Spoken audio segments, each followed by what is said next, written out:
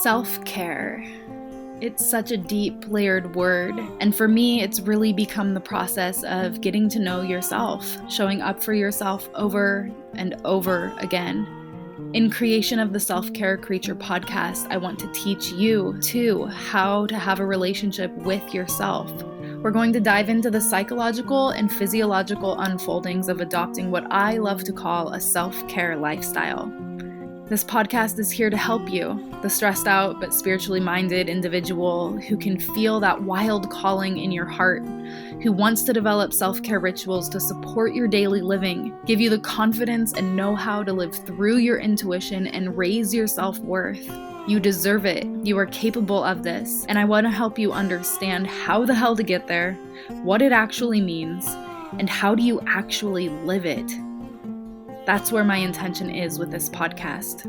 The Self-Care Creature podcast, brought to you by me, your host, Courtney Klopp. Let's dive in. Hello out there, sweet human creatures and any other creatures that may be listening along with this podcast. We are back for part 2 of the Healing Heartbreak episodes. And in part 1, if you haven't listened to that already, I shared real quickly about where I was at, some tips on how I was dealing. I told you about my 90-day integration window that I had initiated for myself, and I went into my heartbreak healing plan, which you can find in our free mini courses at selfcarecreature.com, also in the show notes. Diving into this episode, I just want to touch in quickly about this roller coaster of emotion that is normal and natural in the continuous ride of this journey. I cannot speak to it enough, but I will hit all of the angles. I want to also speak briefly to the tendency towards isolation, speak to the phases of life, and just talk and share a little bit more about this 90-day integration window that's unfolding for me. Again, I just want to remind you that this podcast is being recorded in increments of real time as all of this shit is happening in my life, and I am processing and dealing and healing, and I am using the podcast to try and share with you as appropriately as possible and also in real time, because I believe that's where the juice comes from. But this isn't going to be published. You're not listening to this in the real time of it happening. And I just like to give that little reminder because sometimes that gets lost, or not necessarily confused, but just lost in knowing when you're listening. So as I have continued to say, I personally find myself navigating the complex landscape of emotions that consistently ebb and flow like a tumultuous sea. And I also often refer to this as the emotional roller coaster.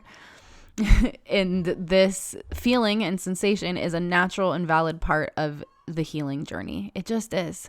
And there are moments of strength and clarity, but there are also times when exhaustion washes over me like a goddamn tidal wave. And it sneaks up on me, and it's challenging because then I'm like, oof, I'm so tired. And it's also not just a physical exhaustion, even though that's definitely part of it. It's also emotional and mental, and it can really leave me feeling drained and vulnerable and hard to have my wits about me. And especially for those of us that are neurodivergent or have neurodivergent tendencies, this journey can feel even more challenging because the waves of unpredictability can knock us off course, which leaves us feeling out of sync, lacking focus, struggling to muster motivation. It can be a lot. And it's during these times that the simple tasks of our daily lives can feel like climbing a mountain, and the pursuit of goals can seem really distant. And that can also feel really scary when you feel like that kind of those goals and intentions and motivation in your life, the groundedness is somewhat slipping away.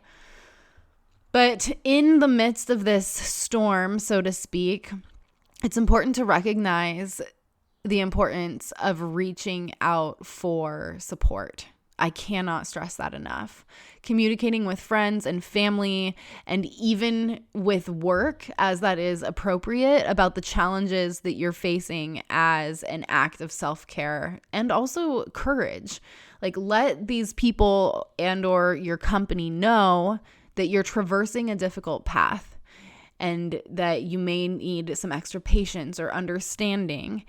And a reminder both to both of us and all of us that that's not a sign of weakness. It's a declaration of your commitment to your well-being. And when you can find that within yourself to speak from that place with confidence, people want to support you. People are understanding. Everybody has fucking bad days, and most people are down to relate on a human-to-human level. It can be challenging, and it doesn't mean that everybody always understands and is fully supportive, but in general, especially when you find it within yourself, like, this is what I need and I'm speaking from that place, I've found within my own life and with my clients that people tend to want to rise to the occasion to support you. So if circumstances permit, I always encourage myself and you, if you're in this similar situation, to consider taking a step back if possible and granting yourself space to simply just be. Sit with yourself, rest, breathe, and just offer yourself some self-compassion. It's okay to not expect productivity during these times, and that can be really hard. That may be a tiny little lesson or something for you to face and dig into in and of itself. But I'll just repeat it. It's okay to not expect productivity during time of heartache. And that may be frustrating, especially if heartache caught you off guard, because we want to be productive and life doesn't stop. We all have shit that we've got to continue doing and being and showing up for. But I'm going to say it for a third time. It's okay to not expect productivity during moments of heartache. Healing is not linear, as I may remind you, and it is not a race to get our tasks accomplished. And that is definitely deep in the self-care lifestyle.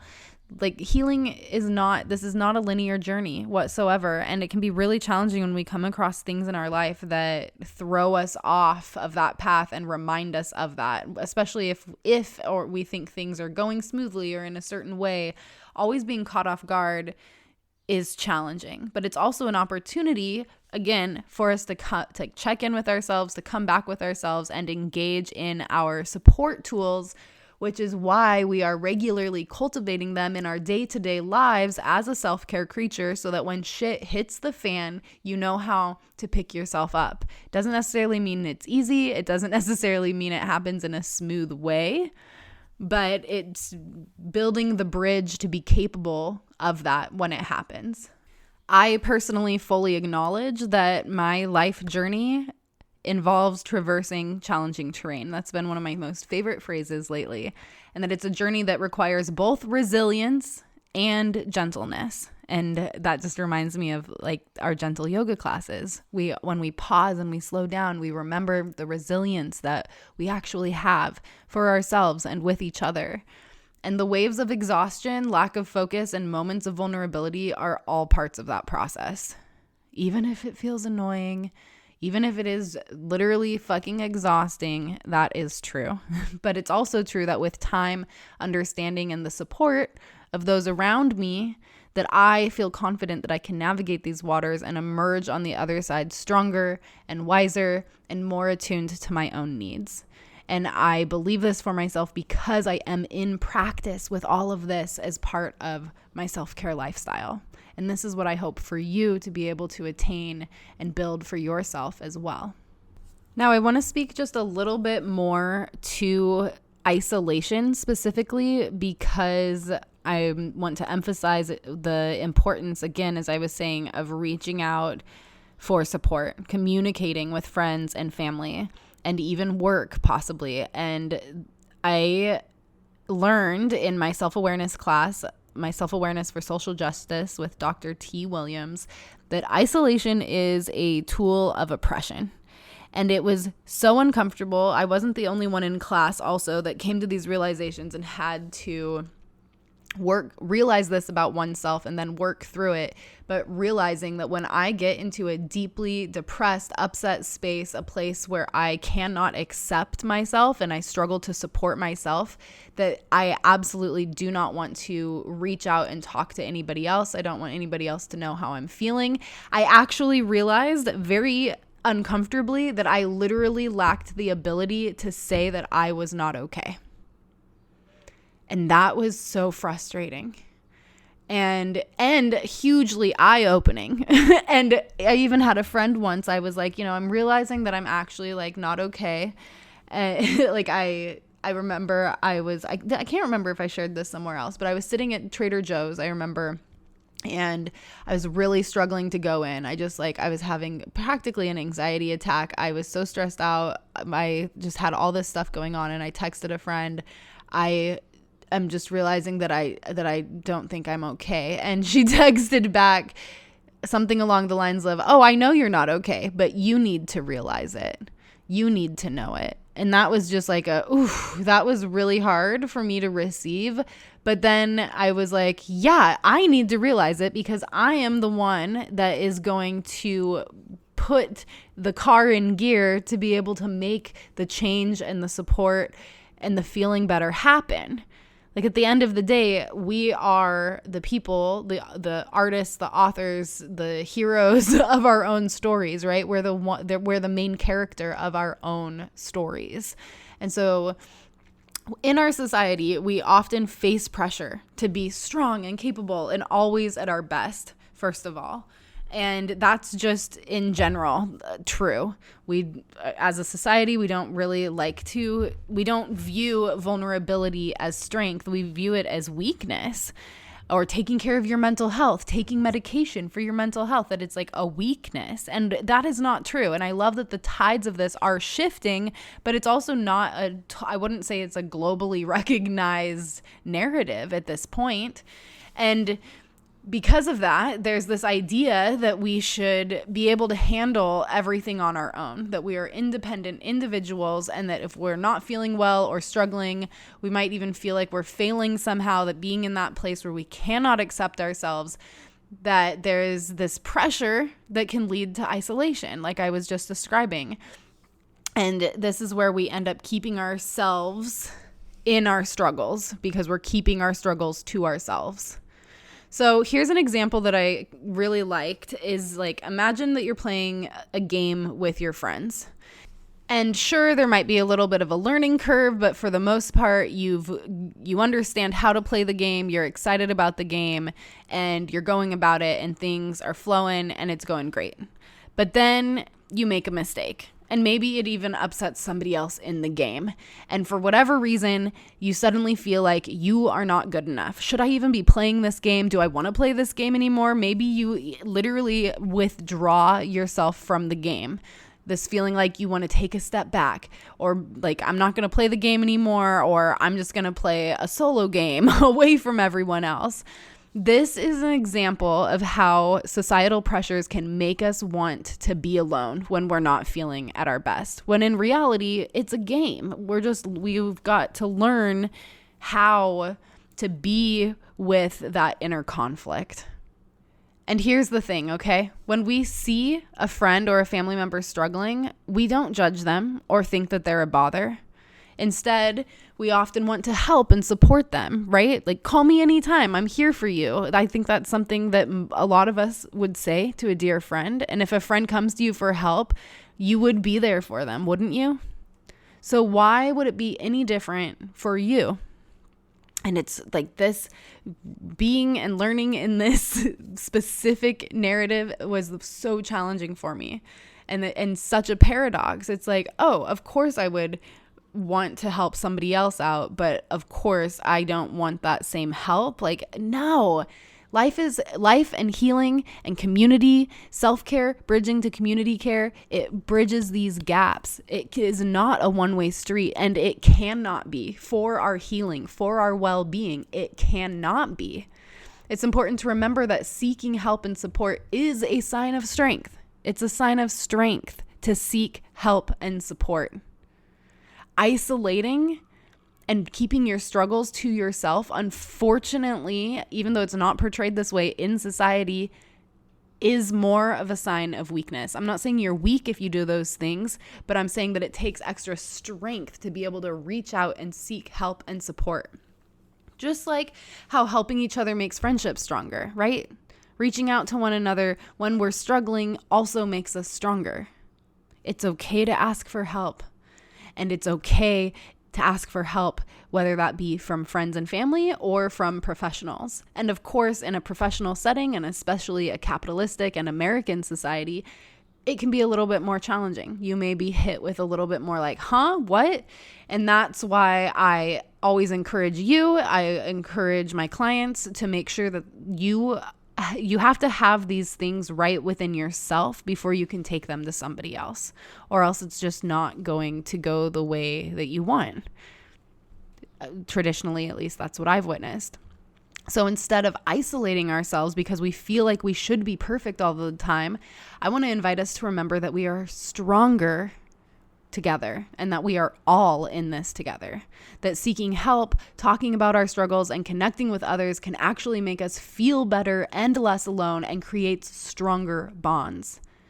It builds strong connections, literally, and it shows ourselves the same kindness and understanding that we would show a friend. And that is the most important. We have to treat ourselves like our own best friends, because the relationship you have with yourself, that we have with ourselves, is the longest relationship you will ever have. It's the longest relationship you've ever had. And you must nurture this and create safety and stability within this space. And I know that it is not easy. But again, that's part of why I'm sharing here, and that's part of what gathering all of these various tools through all the multi-layered dimensions of the self-care creature lifestyle is all about.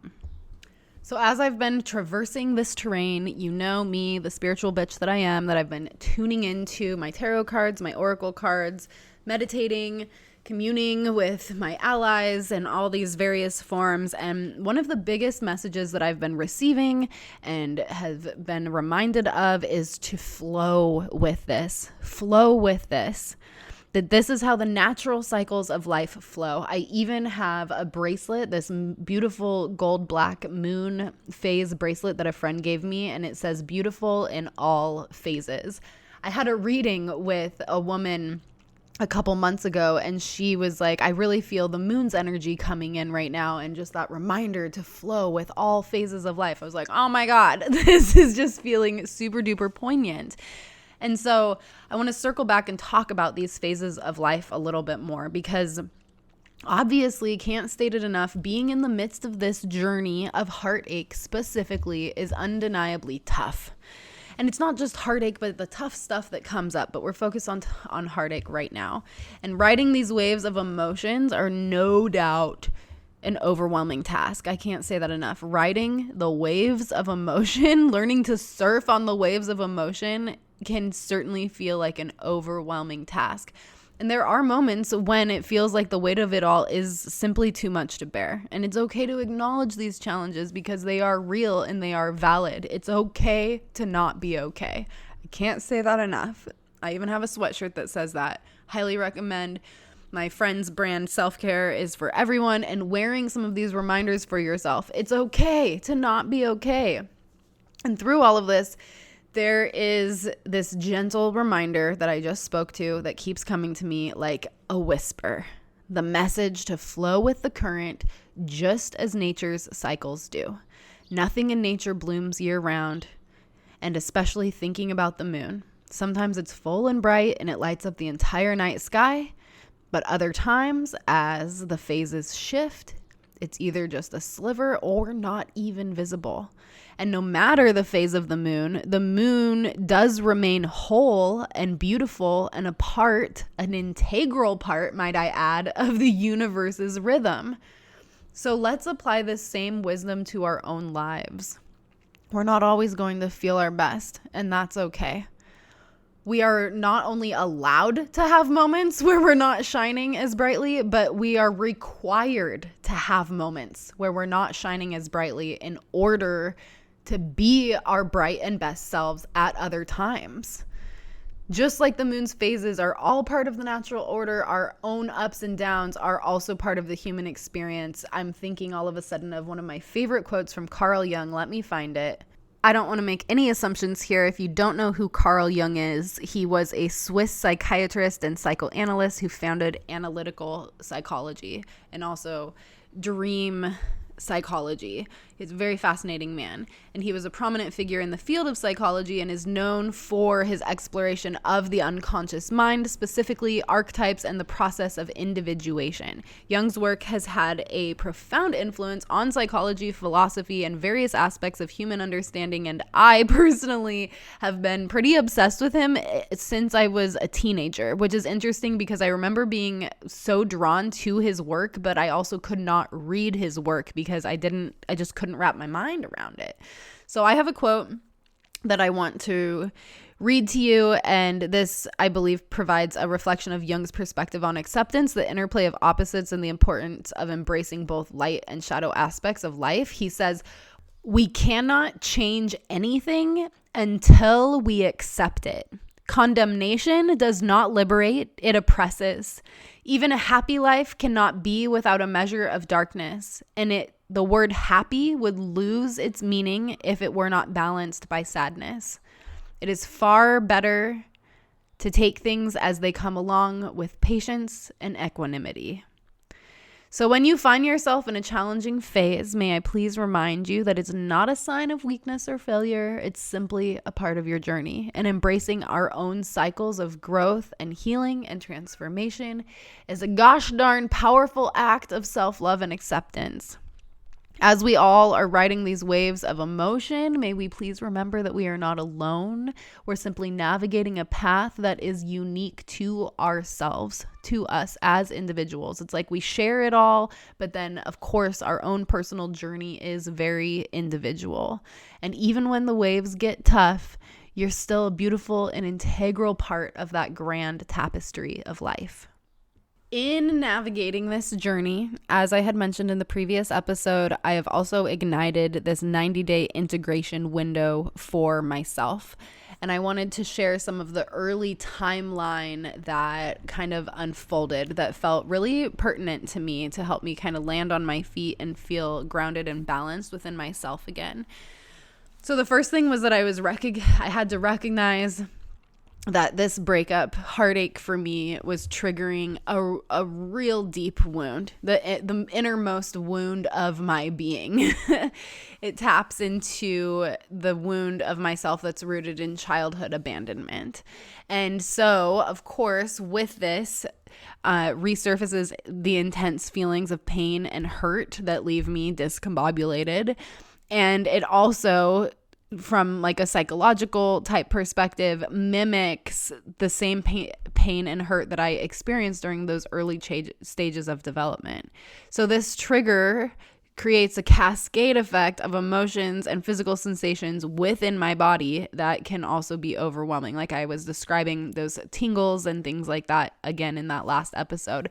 And it can leave one feeling ungrounded and depressed and mentally foggy, all things of which this one, me pointing to myself right now, experienced. And especially, again, being neurodivergent or having neurodivergent tendencies, these sensations can completely throw you off or amplify the intensity of your emotional response. So that was my first realization. Okay, I am dysregulated. I'm not doing good right now. This is fucking painful and I'm in it.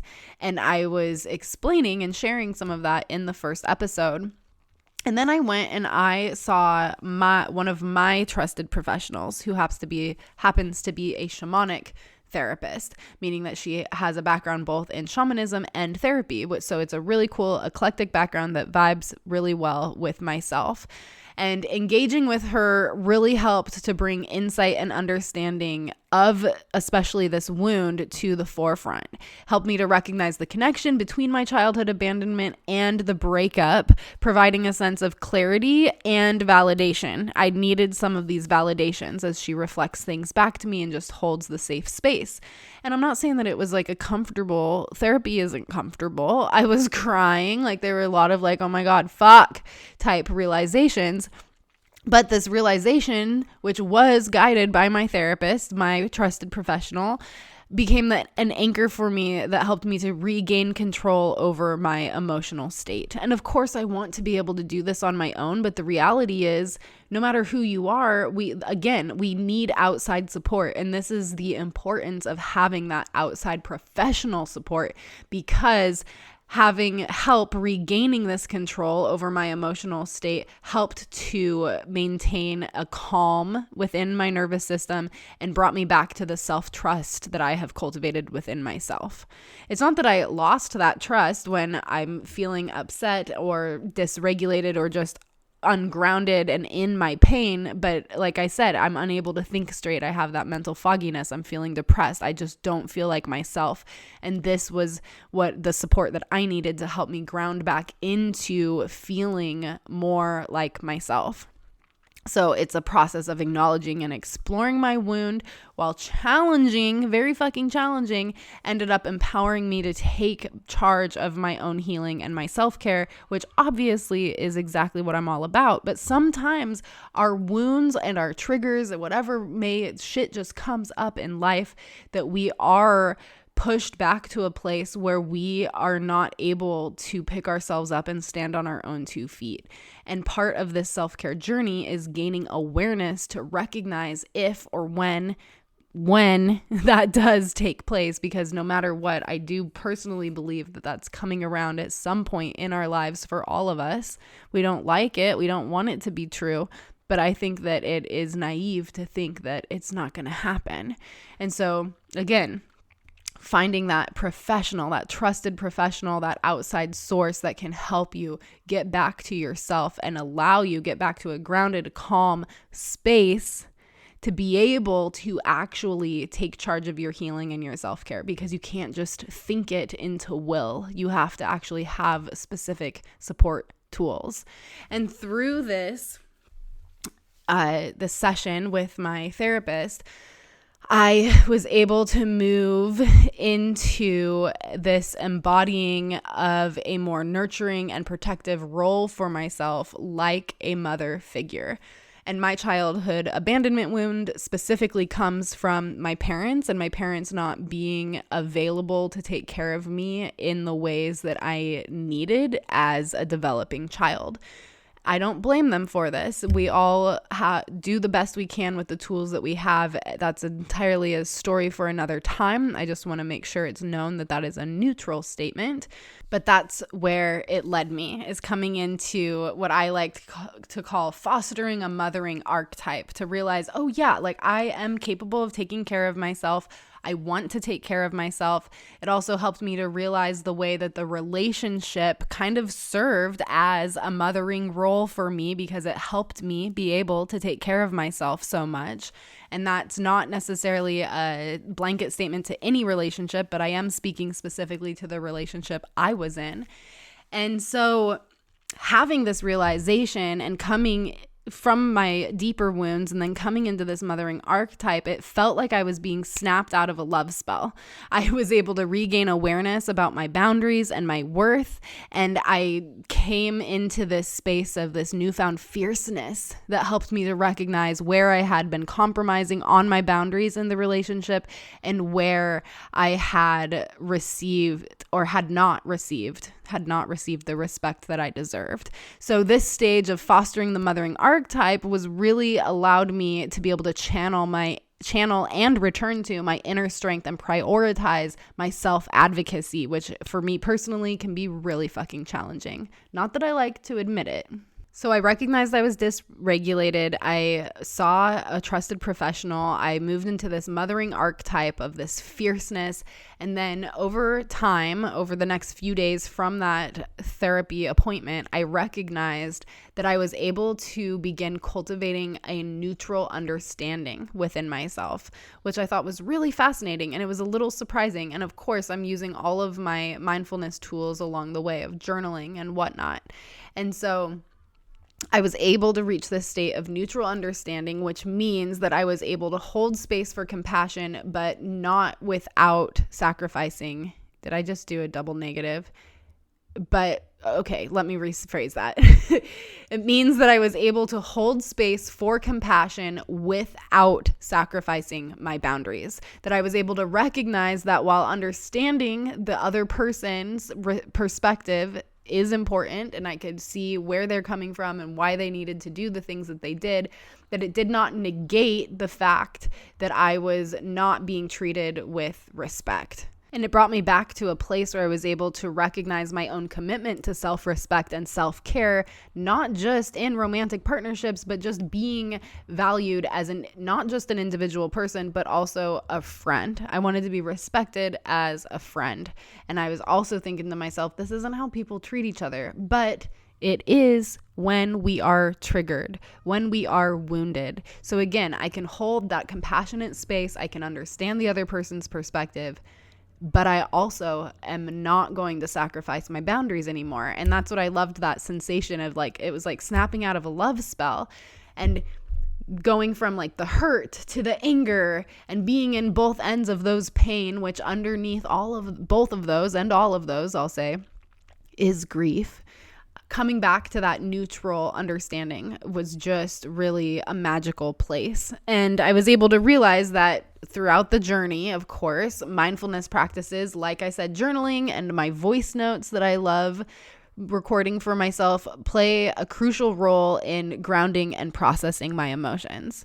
And my trusted professional, my therapist support, facilitated me in transitioning from being in that triggering pain place to a place of stability, back to my self-trust. And then I could acknowledge and nurture my inner child as the stable adult that I have become and create a foundation that allows me to navigate my breakups, aftermath with resilience and wisdom in the truth of who I am. It feels really fucking good.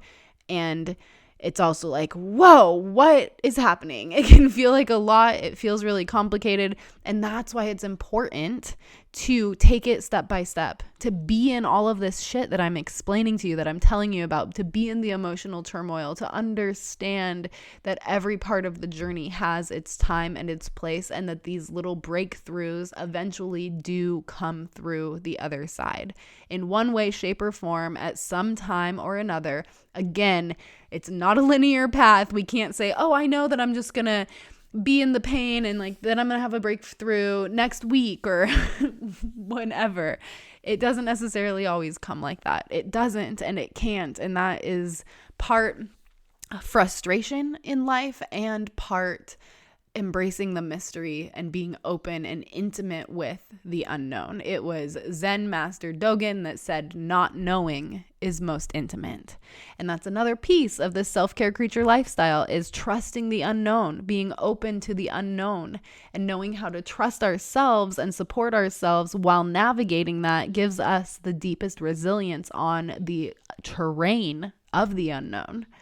So lastly here, I just want to share that overall, I find myself gently reclaiming the foundations of my self-care through that nurturing mothering lens, which I have been realizing is kind of what my Well Self course that's available in the SCC membership is all about. It's like teaching you what your basic needs are and how to give them to yourself. So apparently, without realizing it, but totally makes sense, that course really helps support people that have these childhood wounds and or neurodivergent tendencies. So just as a caring mother tends to her child's basic needs, I am making a commitment to tending to my own well-being on this deeper fundamental level in a way that prioritizes things like movement, spending time outside, embracing my own playfulness, ensuring adequate rest. I have to just side note laugh because I also notice the way that when I'm stressed out, I like want to stay up later, but then I also want to get shit done. So it's like I'm stealing my own time by staying up later and not sleeping enough and then waking up, and it's just like a whole thing. It's funny. I'm finally at a place in my life where I can just see it and recognize it and be like, okay, but I love sleep. Like, let's prioritize sleep more, please. And also, what comes with this is nourishing my body with regular meals. And of course, as I've been explaining here, engaging in social interactions and social connections that are meaningful to me. And I feel like these things are particularly important because in a society that's often driven by the demands of capitalism, hello America, I know other countries too, obviously, it can be tempting to just rush back into the like chasing of our hopes and our goals and our dreams and like getting back into that hustle. Like, oh, I lost myself. I'm back now. I'm fucking focusing on my career. At least that was my tendency. But I had to take a pause and recognize that although that pursuit is totally valid, that it cannot come at the expense of my emotional healing, and that just focusing on work did not make me feel fulfilled. So I really had to create a schedule for myself where I'm working, but there's a cutoff point, and I'm also making sure to nurture myself in the evenings and in the mornings and the in-between. Because the sweet nectar needed for our healing journeys involves way more than productivity. Hello, surprise. Healing entails a deliberate focus on self-compassion, self-discovery, and reconnection with who you are. And that's why I'm just loving embodying this mother archetype, especially after my mother personally passing this last year. Just feeling that embodiment of, I can step into this mother role, the mother that provides sustenance. I can provide sustenance to myself. And I really feel like that's a big reclamation, which was one of my words for 2023. I feel like that's a big reclamation coming from somebody that has the type of wounding/trauma that I personally do. I want to take a moment to just remind us that amid the societal pressures to constantly strive for success, may we continue to deserve in choosing a balanced approach for our lives. May we know that our aspirations and our dreams are important, that they are valued, and may we continue to recognize that true healing comes from nurturing our emotional landscapes. May we continue to give ourselves permission to feel all the feels and to be in the integration and processing pieces of the journey. As we engage with the world, may we continue to do so with a profound self-awareness of our own needs and an unwavering commitment to our own healing journeys. That is the self-care lifestyle. That is the self-care lifestyle, this unwavering commitment to your own healing.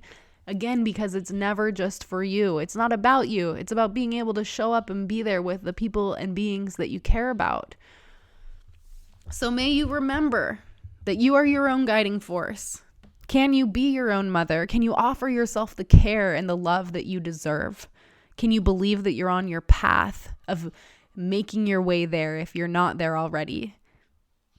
May you know that by embracing this mothering approach to self-care, that you are creating a foundation of strength and resilience and self-compassion, and that you are also creating those foundations even if the mothering approach is not resonating for you as much as it is for me right now. May we remember that in tending to our fundamental needs, we foster an environment within ourselves and around ourselves where healing thrives. And it allows you to emerge from these experiences of pain and heartache with newfound wisdom, a deeper sense of authenticity, and a magnificent connection to yourself, which bridges out and ripples out to the world around you. Now I would like to end this episode with one of my favorite short essays from David Whyte that is titled Heartbreak. This is something that I have read to myself so many times over the last few years. Dealing with heartbreak within friends, within life circumstances, not necessarily just with lovers. So let's read this. I hope that it maybe hits you in the feels in all the right places as it did for me. Heartbreak from David Whyte. Heartbreak is unpreventable. The natural outcome of caring for people and things over which we have no control, of holding in our affections those who inevitably move beyond our line of sight. Even the longest, strongest marriage has had its heart broken many times just in the act of staying together. Heartbreak begins the moment we are asked to let go but cannot. In other words, it colors and inhabits and magnifies each and every day. Heartbreak is not a visitation, but a path that human beings follow through even the most average life. Heartbreak is an indication of our sincerity in a love relationship, in a life's work, in trying to learn a musical instrument, in the attempt to shape a better, more generous self. Heartbreak is the beautifully helpless side of love and affection and is just as much an essence and emblem of care as the spiritual athlete's quick but abstract ability to let go. Heartbreak has its own way of inhabiting time and its own beautiful and trying patience in coming and going. Heartbreak is how we mature. Yet we use the word heartbreak as if it only occurs when things have gone wrong. An unrequited love, a shattered dream, a child lost before their time. Heartbreak, we hope, is something we hope we can avoid, something to guard against, a chasm to be carefully looked for and then walked around. The hope is to find a way to place our feet where the elemental forces of life will keep us in the manner to which we want to be accustomed, and which will keep us from the losses that all other human beings have experienced without exception since the beginning of conscious time.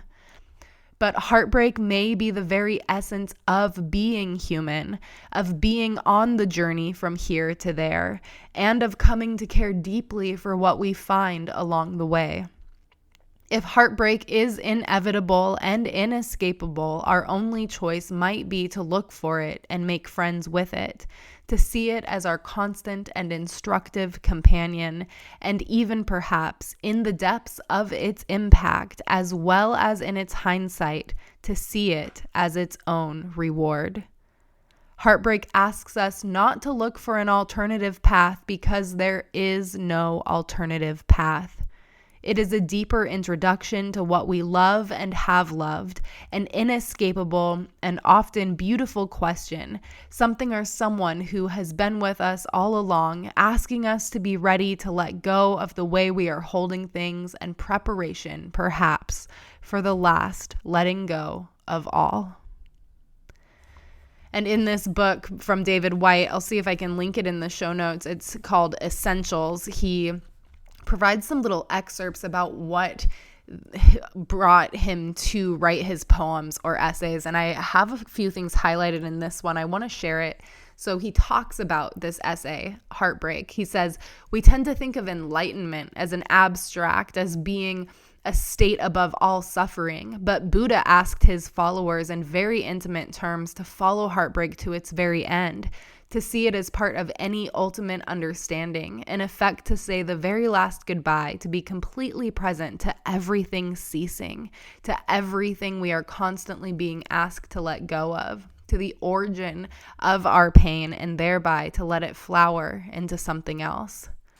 My wife and I ran into this lovely family group for only a very brief train ride through the mountains of central Japan, but the chemistry and poignancy of the encounter and the tidal manner in which they suddenly had to leave, and the image they left in my camera waving to us from an obscure country station platform seemed to embody all the hellos and goodbyes I ever made. And there's this beautiful photo here of these children and perhaps their mother or caretakers of some kind, and everyone looks so happy and giddy and excited, and it just reminds me, yes, this ebb and flow, the constant flowing river of life and all of its bittersweetness. Whew. So I'll let you marinate on that. I'll be back with part 3 to cover my hindsight version of everything that has happened in the wake of this heartbreak for myself and during my 90-day self-love integration time. Tiny spoiler for you, things really did get ugly there for a minute. They really did. And I'll offer a wholesome recap of all of it. So for now, I hope that you take care of yourself. Remember to support yourself. Do what you need to do. Check out our free resources if you like, and I'm wishing you well, creature. If you are tuning into this episode on Friday, January 19th, there is still availability for the Well Self cohort that begins tomorrow morning, Saturday, January 20th at 9 a.m. PST. It looks like this is going to be a small and intimate group. So if you are craving building a sustainable and realistic self-care foundation within yourself so you can know how to support yourself, how to accept yourself, expand your self-awareness, and all good things like this, feel free to check out. That link is in the show notes below.